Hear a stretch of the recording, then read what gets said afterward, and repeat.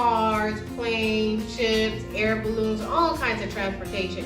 But did you guys know that many modes of transportation make sounds? So we're going to play a little game to see if you recognize the sound and tell me what mode of transportation it is. Here we go, game time. For this, you got to listen, use your ears. 1, 2, 3. What sound is this? What mode of transportation is this? Let's listen. Correct. That is a car. Good job. And you can also beep the horn on a car. This is how it sounds. Yes. Okay, for the second one, let's listen. What mode of transportation do you hear? You're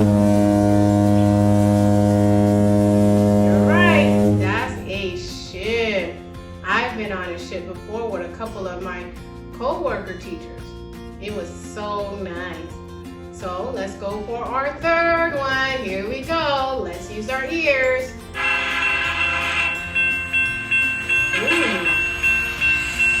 That's a train. You're right. Choo-choo. Choo-choo. Okay, one more mode of transportation. Let's listen. 1, 2, and 3. Use your ears.